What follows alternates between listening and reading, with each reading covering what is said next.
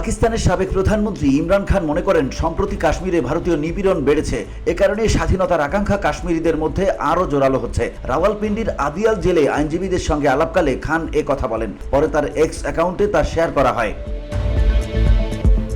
বুধবার এক প্রতিবেদনে অন্য একটি সূত্রের বরাত দিয়ে এই তথ্য জানিয়েছে পাকিস্তানি সংবাদ মাধ্যম জিও টিভি নিউজ। ইমরান খান মন্তব্য করেন, দেশের মানুষের মধ্যে কিছু বিষয়ে মতপার্থক্য থাকলেও ভারতীয় প্রধানমন্ত্রী নরেন্দ্র মোদীর পাকিস্তানের প্রতি আগ্রাসী মনোভাব ও যুদ্ধ প্ররোচনার বিরুদ্ধে তারা একতাবদ্ধ।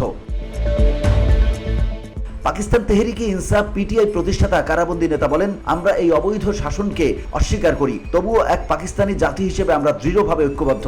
মোদীর যুদ্ধ উস্কানি ও তার বিপজ্জনক পরিকল্পনা এই অঞ্চলের শান্তিকে বিঘ্নিত করছে। আমরা তীব্র নিন্দা জানাই। বসুন্ধরা, উত্তরা, বনশ্রী, কুড়িল ও বাড্ডা সহ রাজধানীর বিভিন্ন স্থানে অভিজাত ও অত্যাধুনিক মানের ফ্ল্যাট কেনার এক নির্ভরযোগ্য প্রতিষ্ঠান প্লেজেন্ট প্রপার্টিজ লিমিটেড। তাই আপনার স্বপ্নের আবাসনের জন্য আজই যোগাযোগ করুন। Pleasant properties limited, where destiny matches eventually. ভারতীয় অবৈধভাবে দখলকৃত জম্মু ও কাশ্মীরের পেহেলগামে পর্যটকদের উপর সাম্প্রতিক হামলার প্রেক্ষাপটে এই বক্তব্য এসেছে। ওই ২৬ জন পর্যটক প্রাণ হারান। এই ঘটনার পর নয়াদিল্লি ইসলামাবাদের সঙ্গে কূটনৈতিক সম্পর্ক প্রায় ছিন্নের দ্বারপ্রান্তে নিয়ে যায়। মোদী এই হামলার জন্য আন্তঃসীমান্ত সংযোগের অভিযোগ তুলে সিন্ধু পানি চুক্তি স্থগিত করলে পরিস্থিতি আরও উত্তেজনাকর হয়।